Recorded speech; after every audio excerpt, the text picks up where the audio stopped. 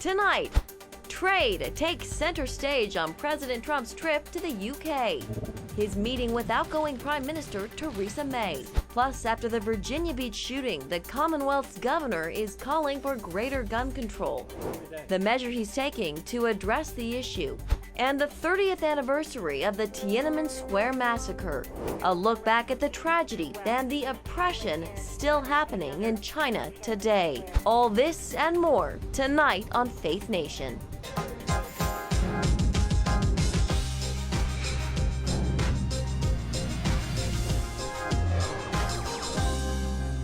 The president is set to slap new tariffs on Mexico. Welcome to Faith Nation. I'm John Jessup. And I'm Jenna Browder. Well, the president is overseas, but the southern border is clearly on his mind as he continues to call for Mexico to step up and stop the record number of migrants coming into the country illegally. CBN News White House correspondent Ben Kennedy joins us with details. Ben? Well, John, Jenna, today President Trump said Mexico tariffs will likely go into effect on Monday. That is just 6 days from now. They'll start at 5% and max out at 25% if Mexico doesn't do more to crack down on immigrants crossing the border right here into the U.S. The Department of Homeland Security says the U.S. is on track to apprehend 1 million illegal immigrants at the border this year. It includes a 600% increase in family units from Central America. 53,000 family unit immigrants were apprehended in March alone. Mexico shouldn't allow millions of people to try and enter our country, and they could stop it very quickly. And I think they will. And if they won't, we're going to put tariffs on.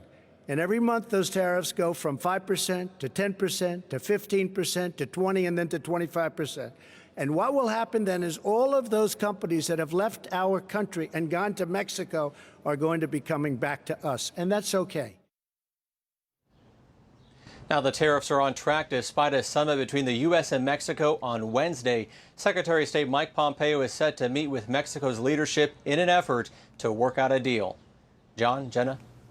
Yeah, Ben, these tariffs, they also have some people within the president's own party pushing back. Yeah, Jenna, we're hearing some Republican lawmakers are just not a fan of this move, but the president, he doesn't seem too concerned. I don't think they will do that. I think if they do, it's foolish. There's nothing more important than borders. I've had tremendous Republican support. I have a 94% approval rating as of this morning in the Republican Party. Now, President Trump did have a recent win in the courts. A judge rejected House Democrats' request to block Trump's border wall funding. John, Jenna? Ben, the president has some pretty strong opinions about Britain's political turmoil. Any last-minute advice that he gave to outgoing Prime Minister Theresa May? John, the big issue facing the UK, Brexit.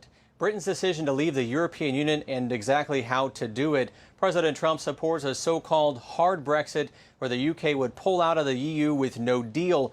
But President Trump points out the U.S. is ready to talk trade and make what he says is a great deal with the UK. Prime Minister Theresa May is stepping down on Friday, as Jenna mentioned earlier in the show. So any deal on trade will be made with her successor, who has yet to be named. Back to you guys. Thanks, Ben. Well, the U.S. is launching a major federal investigation into big tech. Lawmakers are looking into Silicon Valley monopolies, with the Justice Department spearheading an inquiry into Apple and Google, and the Federal Trade Commission probing Facebook and Amazon. I think that Google and Twitter and Facebook, they're really treading on very, very troubled territory.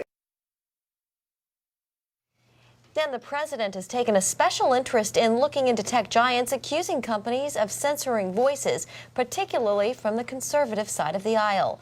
Republicans and Democrats alike are lining up behind the antitrust push. House Speaker Nancy Pelosi declaring on Twitter, unwarranted concentrated economic power in the hands of a few is dangerous to the democracy.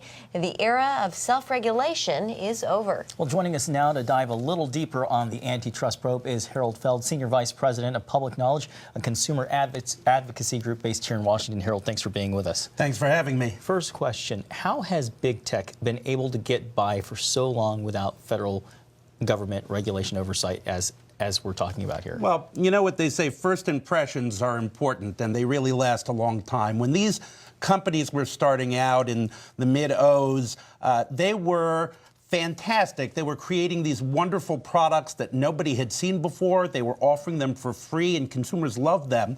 And that perception lasted a very long time. For a very long time, the conventional wisdom was, this is the future.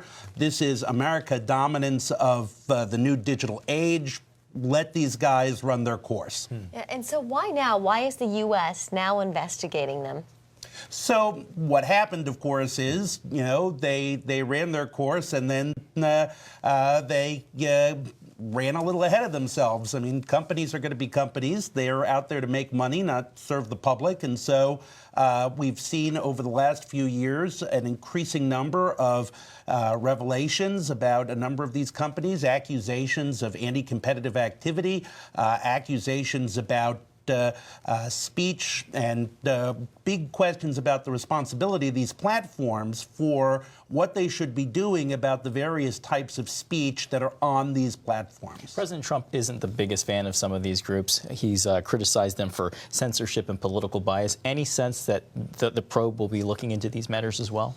Well, this probe is coming from the antitrust side, and it's coming from the antitrust agencies, which don't tend to look at what we call the marketplace of ideas. That's not their responsibility. Antitrust law is very focused on economics, on market power. Are you using your dominance to do something that squashes future competitors? But there is a very strong tradition in the United States that competition in areas that are linked to free speech go hand in hand. So we have consistently regulated. When it was broadcasting, that was the big thing. We made sure that there was lots of competition in broadcasting. When cable came along, that became a monopoly, and we did things to break that up. And you know what the Supreme Court said specifically about that now 25 years ago was that it is a government purpose of the highest order to ensure diverse perspectives and views in the marketplace of ideas. All right. Harold Feld, thank you so much. Thank you. Well, the Trump administration is asking for an emergency court order against a previous ruling preventing construction of the border wall. Last month, a federal judge in California blocked a plan to use Pentagon money to build sections of the wall in Arizona and Texas.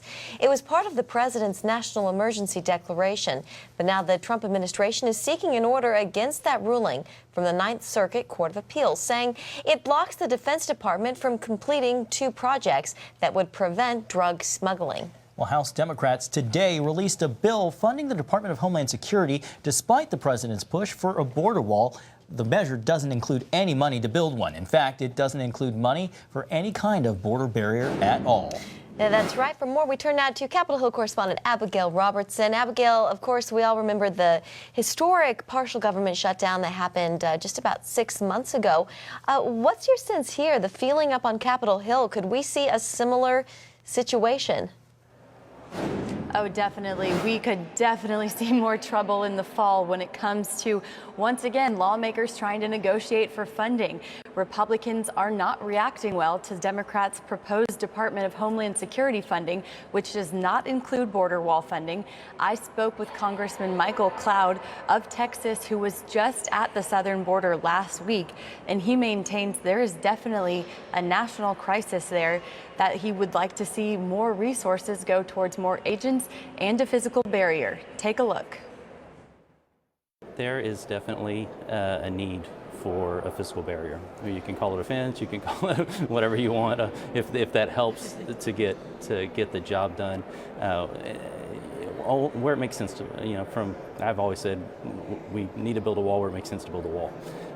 And that's not necessarily from sea to shining sea, but there are strategic places that it would, you control the flow of traffic, you impede progress, you give our agents a tactical advantage to where people say, well, they'll climb over. Exactly.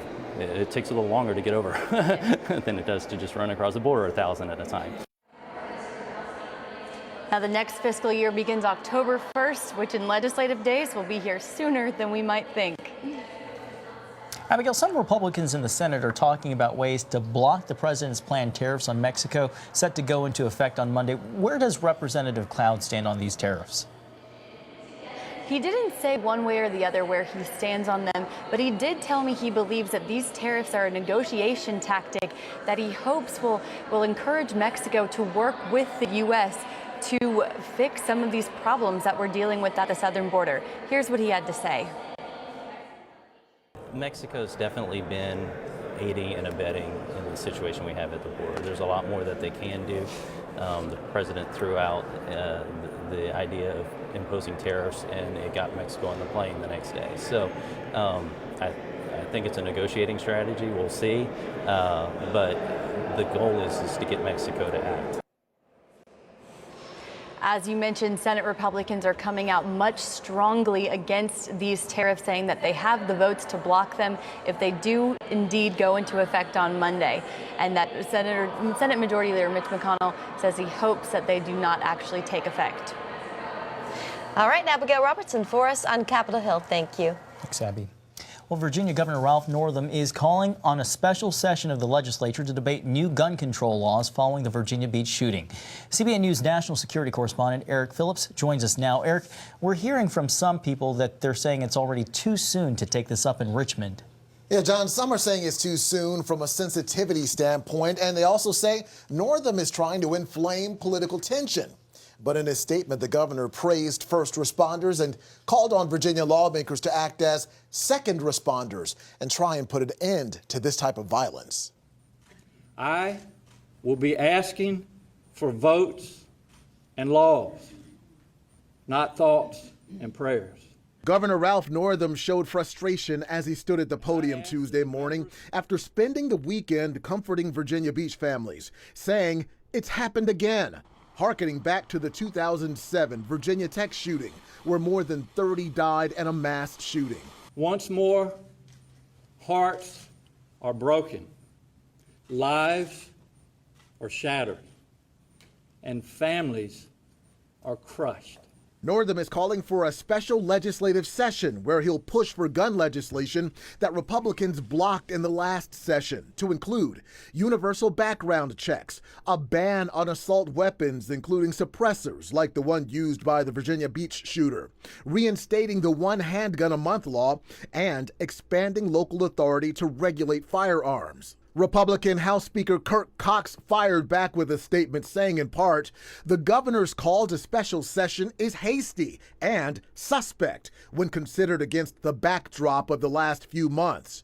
An apparent reference to the months-long investigation into whether Northam appeared in blackface in a college yearbook picture.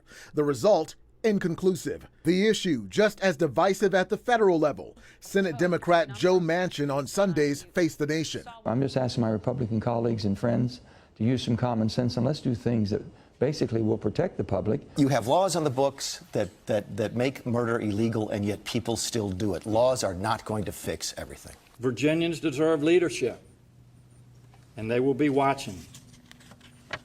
The nation will be watching. The special session will convene in 2 weeks. Republicans say while the governor can call the session, he cannot dictate what is discussed, and they plan to use the time to talk about tougher sentences for those who use guns while committing crimes. John and Jenna. Well, 30 years later, a look back at the Tiananmen Square massacre when we come back. Do you worry about going to the dentist? After all, a visit to the dentist can easily cost $2,000 or more. Well, relax. The Carefree Dental Card is now available in your area. Call now and we'll send your actual card at no cost today. With the Carefree Dental Card, you go to the dentist whenever you need and you instantly pay a lot less. Activate your card and you can start using it immediately. From exams and cleanings to more expensive procedures like crowns, dentures, even braces, they're all included with the Carefree Dental Card. Say you go to the dentist today without any card and your bill is, well, ouch. Wait a minute, let's try that again. You go to the dentist today and show your Carefree Dental Card, you save $525. The Carefree Dental Card is just $15.95 a month, so call now and make going to the dentist carefree. Call 877-248-4097 to receive your free Carefree Dental Card information kit. Call 877-248-4097 now. Things that used to be big and bulky now fit in your pocket. Even your hose. From the makers of the #1 expandable hose in the world comes another amazing pocket hose, the Silver Bullet. Just turn on the water and the Silver Bullet inflates from pocket size to super size. Then turn off the water and it shrinks back down to a super light pocket hose. It's putting itself away. No flipping and whipping to clear the kinks. The Silver Bullet will never kink. It easily maneuvers around the garden without crushing your plants. And the Silver Bullet has no lead. Get the super light 25-foot pocket hose Silver Bullet today for only $19.99. You'll also get the Bullseye adjustable jet nozzle free. Order now and you can double your order. Just pay a separate fee. Come on, dump the heavy old hose and get the Bullet. Call 1-800-905-9113. That's 1-800-905-9113. Call or visit silverbullethose.com. So call 1-800-905-9113 now.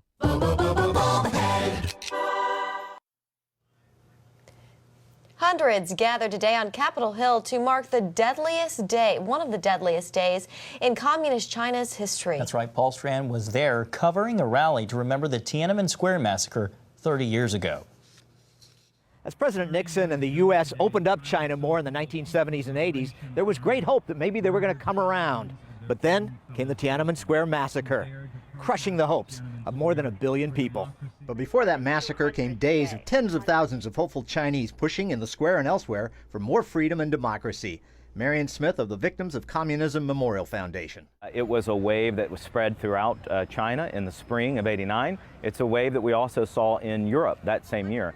Unfortunately, in China, it was extinguished by the People's Liberation Army and the Chinese Communist Party, who were willing to murder their own citizens rather than talk about their legitimacy. As this rally noted, a dark time followed. Reggie Littlejohn fights against the Chinese totalitarian grip on childbirth, which has led to some 400 million abortions. At that time, at least, they could even gather on the square. Today, they don't have freedom of association, and if two people got together on the square and held up a sign, they would be immediately detained. That's how much human rights have regressed since Tiananmen Square. Smith described what came after the massacre. Absolute prohibition on the exercise of political freedom, free speech, religious freedom, etc. And today, under Xi Jinping, you see a hardening of that totalitarian state. He is a more dictatorial leader than any leader we've seen in China since Mao. Many remember one man after the massacre blocking tanks with his own body. Littlejohn says such courage would get no respect today. There was one pastor's wife in Henan province in 2016 who stood in front of a bulldozer as it was bulldozing a church. She wouldn't move, and she actually got bulldozed. She was killed, buried alive by the Chinese Communist Party. As more Americans than ever are leaning towards socialism, there's a lesson for them in Tiananmen Square. That's the fact that no collectivist government is ever going to lead you towards more rights and more freedom. Paul Strand, CBN News, Capitol Hill. Thanks, Paul. Senior international correspondent George Thomas has been traveling to China for the past 25 years and joins us now from our studios in Virginia Beach. Thanks for being with us, George. You're welcome. George, you've covered several Tiananmen Square anniversaries from China. I got to imagine it has to be a sensitive date for the government there. Oh, absolutely. I mean, they have practically erased every memory, every image from that day on June 4th, 1989. In fact, when I was out on the streets covering a number of the various anniversaries, I would ask young people individually, I would say, hey, let me throw out a date to you, June 4th, 1989. What happened? They had no idea. They didn't even know what the word Tiananmen Square was. And so clearly the government has really, over the last 30 years, done an incredible job of erasing this part of history in their country. Yeah, Secretary of State Pompeo, he made a statement, George, about the '89 uprising. How did China respond to that? Yeah, so basically Secretary Pompeo said that, we wanted to honor the heroes. He called them the heroes of this time period and how they were fighting for greater democracy and freedom. Well, the Chinese foreign minister responded, saying that this is part of America's ongoing efforts to bully the Chinese government and to restrict it and to push it back. Clearly, this is normal sort of parlance from the Chinese government. Very, very upset that that Secretary of State would make such a comment. Again, just highlights the ongoing sensitive nature of this event. George, I got a twofold question for you. First, 30 years later, what's the legacy of Tiananmen Square? And also, has China changed for the better or worse in the last 30 years? Yeah, two terrific questions there, John. First of all, I think the legacy is that they opened up, instituted these huge economic reforms that gave people freedom to buy a car, buy a home. Keep in mind, back then, everything was given to you by the government. So that's a good thing. But from a political standpoint, nothing has changed from Tiananmen Square. Xi Jinping continues to have a very, very tight grip on the country. And so it's a mixed bag. On one hand, you've had these tremendous economic reforms. You've had, some people talk about, potentially becoming the world's largest economy, a driving force in the region. They are clearly on that way. But at the same time, you have a government that has total, complete control over the country, and over the last 10 years has instituted this massive surveillance police state where you can basically have control and keep an eye on every single person in the country. George, just a few seconds left, but what role did Tiananmen play in the growth of Christianity in China? Very, very important role. It was a major catalyst, Jenna, in so many ways, because it gave people, it left people hopeless. They saw all of their countrymen. They saw hundreds, perhaps thousands of people killed. They saw a massive amount of people arrested, and they were yearning for hope. They were yearning for peace, and they thought politics was the answer. And so many, incidentally, and we've done these stories over the last 30 years, the major leaders of the Tiananmen Square leaders, they've all now become Christians. All right, George Thomas, we have to leave it there. Thank you. You're welcome. We'll be back after the break. Vice President Pence was in Oklahoma today, surveying damage caused by massive flooding. His trip coming as relief, soon may be headed to parts of the country still cleaning up from parts of past storms. Amber Strong has a story. Tuesday, Vice President Pence hit the ground in Tulsa. He's shaking hands, offering comfort, and promising federal assistance. We're with Oklahoma today. We're with all of the states that have been affected. The Trump administration declaring Tulsa a major disaster over the weekend as the vice president got a chance to speak with the victims firsthand. That this state has stood strong. As the old book said, the rain came down, the wind blew, floodwaters rose. But here in Oklahoma, the house did not fall because it's built on rock. Just downstream in North Little Rock, Arkansas, it's tough. It's really tough. Residents dealing with the aftermath of massive flooding. Volunteers in Pine Bluff hope for the best and prepare for the worst. But we wanted to come help the communities and show these young boys what all this is about. It's been a nasty year so far with heavy rain and numerous tornadoes slamming parts of the country. Finally, help could be on the way for some. On this vote, the yeas are 354, the nays are 58. Monday night, the House passed a $19 billion disaster relief bill. That measure will help portions of the Midwest, the South, and Puerto Rico, who are still recovering from a 2017 hurricane. Of course, nothing comes easily in Washington these days. 58 GOP House members opposed the bill, mainly because it didn't include funding to combat illegal immigration. Still, President Trump is expected to sign. Amber Strong, CBN News, Washington. Welcome back. 2020 presidential hopeful Joe Biden is tackling his first policy initiative of his campaign, climate change. And the former vice president announced what he calls the clean air revolution today. The plan calls for $1.7 trillion in the next 10 years, with a total estimated cost of $5 trillion. That would help accomplish the goal of net zero emission by 2050, which was the goal during the Obama administration in which he served.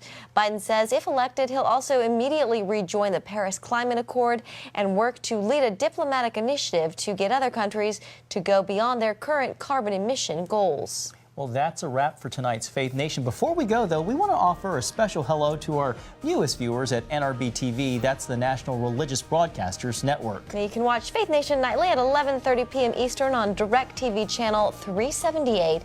And we hope to see you there. Thanks for joining us tonight. Have a great evening.